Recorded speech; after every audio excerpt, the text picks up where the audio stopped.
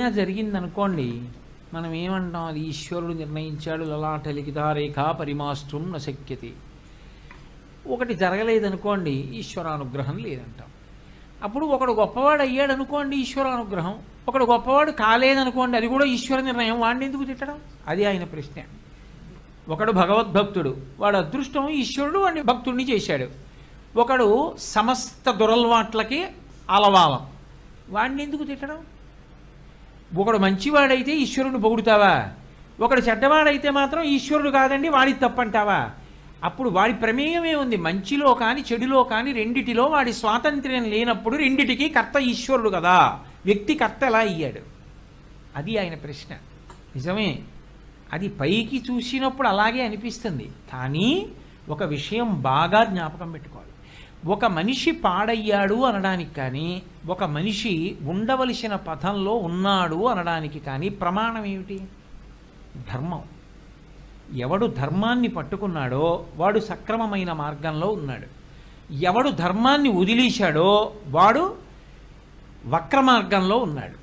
ఇప్పుడు ధర్మాన్ని ఎందుకు వదిలేడు అంటే, తన మనసులో పుట్టినటువంటి కోరిక తీర్చుకోకుండా ఉండలేక ధర్మాన్ని వదిలేశాడు.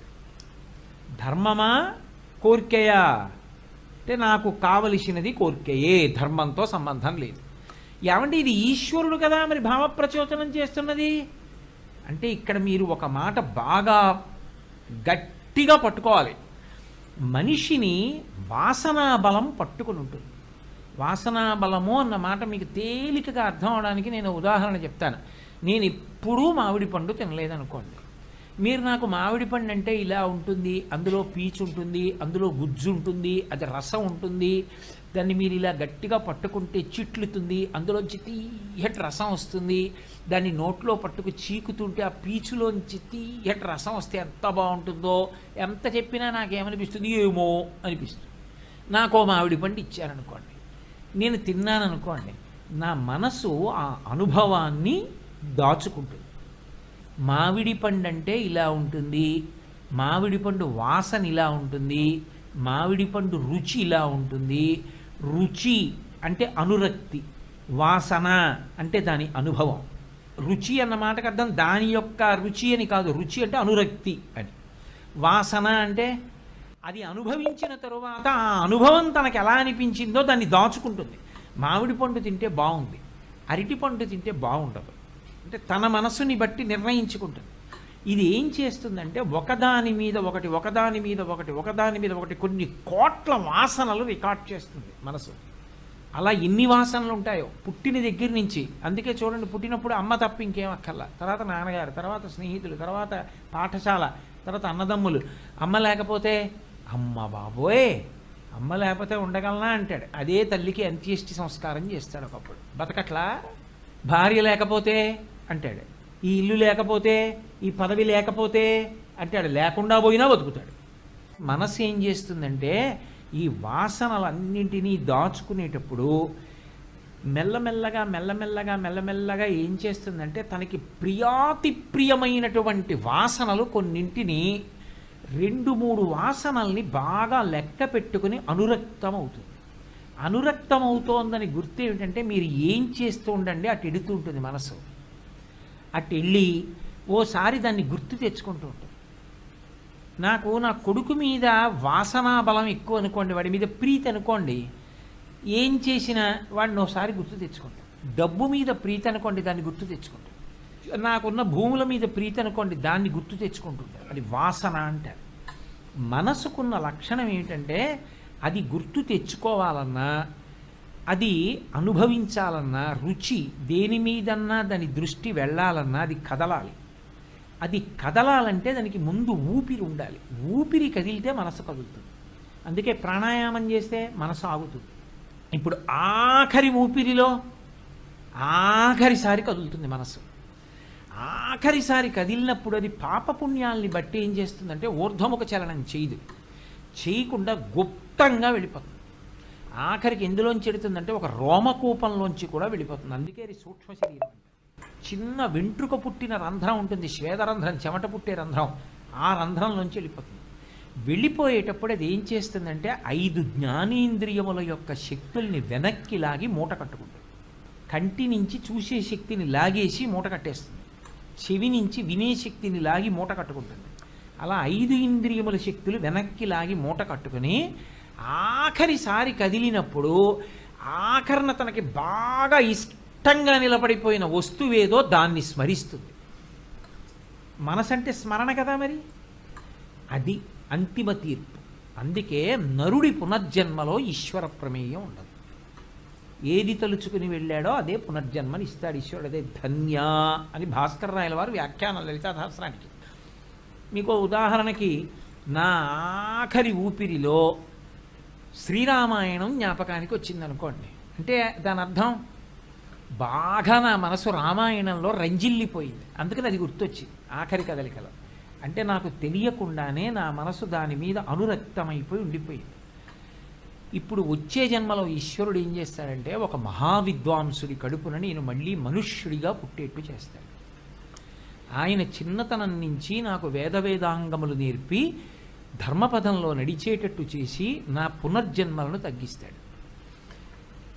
ఇప్పుడు మనసు ఏం చేస్తుందంటే పునర్జన్మలోకి వెళ్ళిపోయినప్పుడు ఏదో ఒక్క వాసన పట్టుకుని వెళ్ళిపోదు, దీనితో పాటు కొన్ని పట్టుకుని ఎడుతుంది. అందుకే మీరు కొంతమంది పిల్లల్ని చూడండి, చిన్నతనంలో రాగం పాడితే గుర్తుపడతారు, ఇది రాగం అంటారు.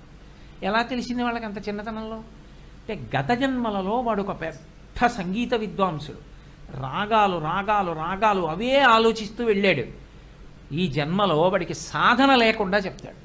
ఒక్కొక్కడు చూడండి, ఒకసారి చదువుతాడు ఆ పద్యాలన్నీ వచ్చేస్తాయి, ఎందుకంటే వాడు గత జన్మలో అంత సాధన చేశాడు అవన్నీ, అందుకే అన్ని వచ్చేస్తాయి ధారణలోకి. ఇప్పుడు ఈ వాసనల్లో కొన్ని వాసనలు ఏమవుతాయంటే, నేను ముందు మంగళప్రదమైనవి చెప్పాను అభ్యున్నతి కారకాలు, కొన్ని చెడు వాసనలు కూడా పట్టుకెడుతుంది. నాకు అన్ని మంచి విషయాల మీదే అనురక్తమై ఉండాలని ఎక్కడుంటుంది? ఉండకూడని విషయం మీద నాకు ఉండిపోయింది అనుకోండి. నాకు మధుపానం అలవాటు, కళ్ళు తాగుతూ ఉంటాననుకోండి ప్రతిరోజు. నేను కేవలంగా ఒక ఉదాహరణకి చెప్తున్నాను. కళ్ళు తాగడం నాకు అలవాటు అనుకోండి, ఆ కళ్ళు తాగడం మీద ఆఖరి ఊపిరిలో స్మరిస్తుంది. అప్పుడు ఏమవుతుందంటే వచ్చే జన్మలోకి వెళ్ళినా వాడికి కళ్ళు మీదకి దృష్టి ఎడుతుంది, దాని మీదకి లాగుతుంది మనస్సు. ఎందుకంటే అది వాసనాబలం, గత జన్మల నుంచి తెచ్చాడు, తెచ్చుకుని లాగుతుంది. ఈశ్వరుడు ఏం చేస్తాడంటే బుద్ధినిస్తాడు. బుద్ధి అంటే నిర్ణయాత్మక శక్తి, ఇది ఇతర ప్రాణులకు ఇవ్వడు, ఒక్క మనుష్యునకే ఇస్తాడు. ఎందుకని అంటే మనుష్యుడు ఏం చేస్తాడంటే ఆ బుద్ధికి శాస్త్రాన్ని గురువుని ఆధారంగా ఇచ్చాడనుకోండి, ఇస్తే వాసనని గెలుస్తాడు. గురువుగారి పాదాలు శాస్త్రము వీటి యందు బుద్ధి అనురక్తమైందనుకోండి, ఇప్పుడు అనురక్తమైంది, జాగ్రత్తగా కుక్క పిల్లని మచ్చిక చేసుకున్నట్టు మచ్చిక చేసుకుని అక్కడ పెట్టాడు. మెల్లిగా మనసుకున్న లక్షణం ఏంటంటే ఇష్టం లేకపోయినా అదే గుర్తు చేస్తుంది, అది దానికి ఉన్న లక్షణం. నాకు 5 అయ్యేటప్పటికీ కాసేపు గంతులేద్దాం రోజు, ఓ 15 రోజులు అనుకున్నాను అనుకోండి, ఏమైనా అసలు అర్థం ఉందా దానికి? 5 అయ్యేటప్పటికి ఎవరూ చూడకుండా తలుపు వేసుకుని గంతులు వేస్తున్నాను.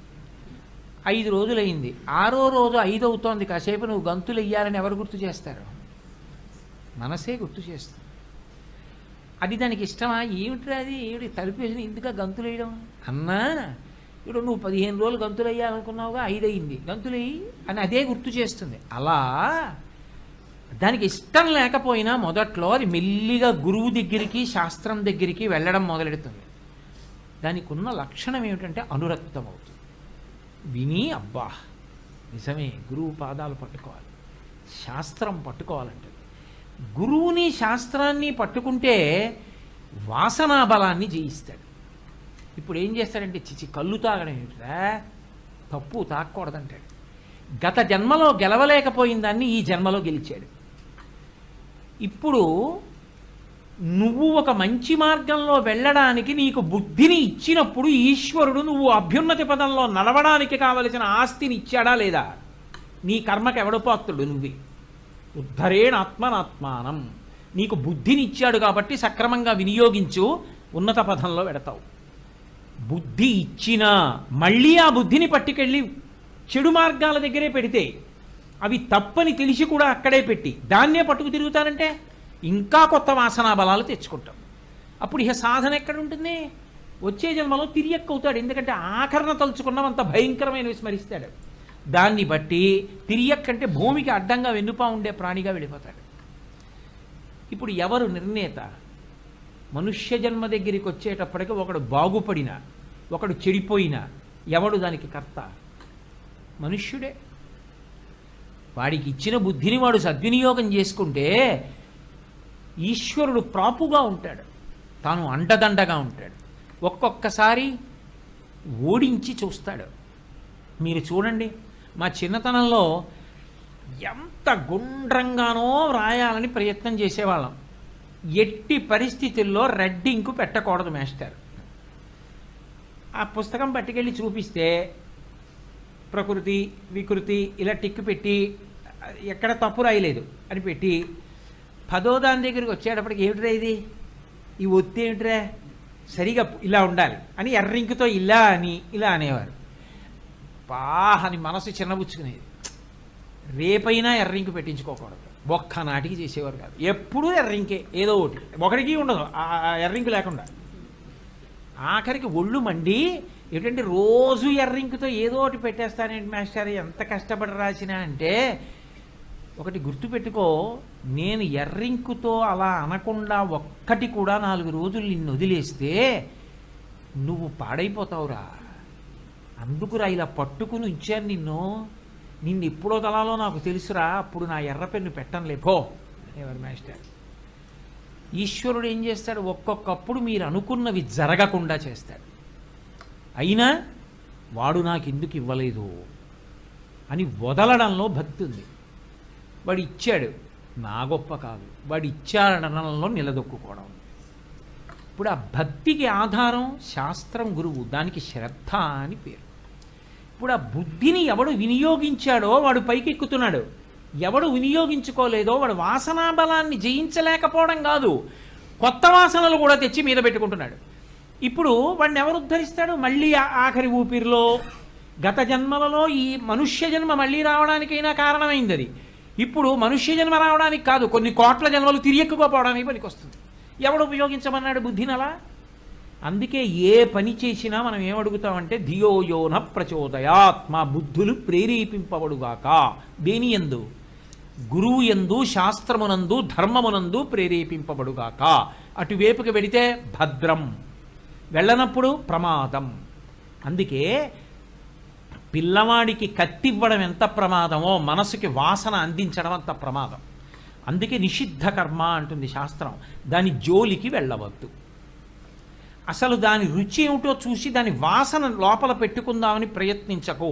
దాన్ని అధిగమించలేకపోయావో కోట్ల జన్మలు వెళ్ళిపోతావు.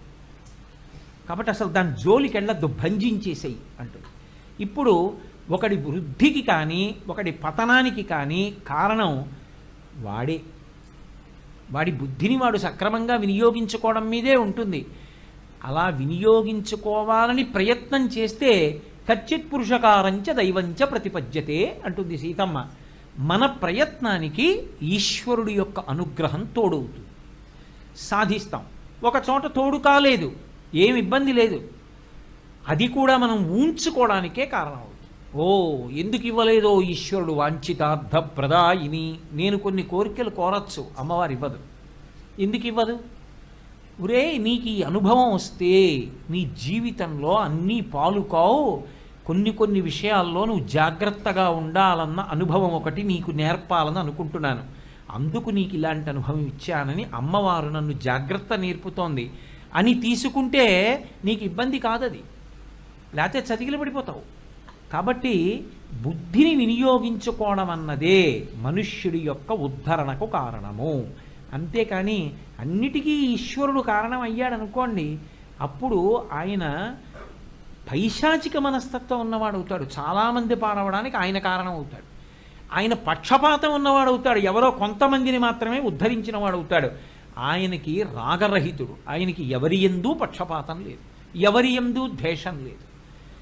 ఆయనకి కావలసింది ధర్మం ఒక్కటి. అలా ఎవడు బ్రతుకుతాడో అంటే దాన్ని అలా బ్రతికించగలిగిన వాడెవరు? గురువు ఒక్కడే. ఎందుకని? ఏనుగు అపారమైన బలం. మావటి సన్నగా ఉంటాడు. నిజంగా ఏనుగు తలుచుకుంటే మావటిని ఇలా చుట్టి విసిరి అవతల పారేస్తుంది, కాళ్ళ కింద పెట్టి తొక్కేస్తుంది. ఆ మావటి అంకుశం పట్టుకుని తొండం మీద ఎడంచేత్తో ఇలా కొట్టాడు. కొట్టే ఇలా జాగ్రత్తగా తొండం కిందకి దింపేస్తుంది. ఏనుగుని మావటి లొంగ తీసుకున్నాడా తన బలంతో? మావటికి ఏనుగు లొంగిపోయిందా? ఏనుగు లొంగిపోయింది. కొన్ని అభ్యున్నతులు దేని మీద ఉంటాయంటే నువ్వు లొంగడంలో ఉంటాయి. లొంగడం తక్కువ కాదు. అందుకే నువ్వు వశపడాలి. వశపడము అన్న మాటకు అర్థం ఏంటంటే ఆయన ఏం చేశారు నా పట్ల అన్న మాట ఉండదు ఇంకా. అందుకే గురువుగారు నాకేం చేశారు, గురువుగారు నాకు ఎంత పెద్ద పీటేశారు, గురువుగారు నన్ను ఎంత గౌరవిస్తారు, ఆ మాటలు ఉండవు. గురువుగారికి నేను వశవర్తిని అంతే. గురువుగారు ఏది చెప్తే అది చేయడమే. గురువు నన్ను గౌరవించడం ఉండదు. గురువు వలన మానవమానవులన్న మాట నాకు లేవు. నేను ఆయనకి వశవర్తిని. ఆయన ఏం చెప్తే అది చేస్తానంతే. అలా వశపడ్డావా అభ్యున్నతి. ఏనుగు మావటికి వశపడినట్టు. వశపడలేదా తండ్రికి, గురువుకి, తల్లికి, దైవానికి ఎవరికీ నువ్వు వశపడలేదు, బుద్ధి వక్రించిందని గుర్తు. ఎవరికీ వశపడనప్పుడు నువ్వు ఎలా అభ్యున్నతిలోకి వస్తావు? అందుకే గురువు మాట చెప్తే శాసనమే తప్ప సలహా కాదు.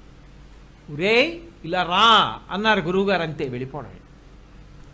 రేపురా, రేపు వెళ్ళడమే. గురువుగారు రమ్మనలేదు, ఊరుకోవడమే. ఏదో కార్యక్రమం మీద పెడతాను గురువుగారు, కాదు ఒరే నువ్వు వెళ్ళి మళ్ళీ రేపు రా. ఎక్కడి నుంచి? విశాఖపట్నం నుంచి రా, వచ్చేస్తాను గురువుగారు అంతే. వశవర్తిని నేను గురువుగారికి. ఆయన ఎలా చెప్తే అలా చేస్తానంతే తప్ప నాకు ఇంకొక భావన ఉండదు. ఎందుకని ఆయన నా అభ్యున్నతి కారకుడు. ఆయన ఏం చెప్తే దానికి నేను వశపడి ఉంటాను. అది ఆ వశపడడం అనేటటువంటిది ఏనుగు లొంగిపోయినట్టుగా. ఒక పావంతటిది బుట్టలో పెడితే పడుకుంటుంది. బుట్ట తీస్తే పారిపోదు గబగబా. ఆ పాములాడించేవాడు ఊతుంటే తను జాగ్రత్తగా అలాగే ఉంటుంది. వాడు ఆఖరణ తిప్పి కర్ర పెట్టి పడగ మీద కొడతాడు. కొడితే ఇలా పడుకుంటుంది, బుట్ట పెట్టేస్తాడు, అందులోనే ఉంటుంది అంతే. వశపడిందా లేదా? ఒక సింహం ఉంది, ఆడించేవాడికి వశపడింది. ఓ గుర్రం ఉంది, ఎక్కేవాడికి వశపడింది. ఓ గాడిది ఉంది, సాకలికి వశపడింది. ఓ కుక్క ఉంది, యజమానికి వశపడింది. వశపడకుండా తిరగబడనివ్వండి, సావగొట్టి బయటికి తోసేస్తారు.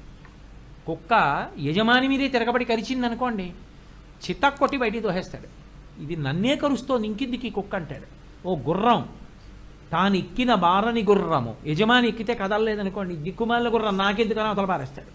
గాడిద బరువు వేస్తే కింద పడుకుందనుకోండి, నేను మొయినని అవతల పారేస్తాడు గాడిదని. లొంగితే నెత్తిన పెట్టుకుంటాడు. మనమే లొంగిన వాటిని నెత్తిన పెట్టుకుంటే ఈశ్వరుడికి గురువుకి లొంగని వాడు ఎలా అభ్యున్నతిలోకి వస్తాడు? అందుకే ఆ లొంగడం అవసరమని శంకరాచార్యుల వారు అవినయమపనయ విష్ణోహో, అహంకారం తీసి వినయం ఇవ్వయా ఈశ్వరా అని ప్రార్థన చేశారు. అందుకే ఈశ్వరుడు కాదు కర్త, మన బుద్ధిని సక్రమంగా వినియోగించుకోవలసిన అవసరం చేత మనకి మనం కర్త. అందుకే ఉద్ధరేణ ఆత్మానాత్మానం, నిన్ను నువ్వే ఉద్ధరించుకోవాలని గీతాచార్యుడు అనడానికి కారణం అది.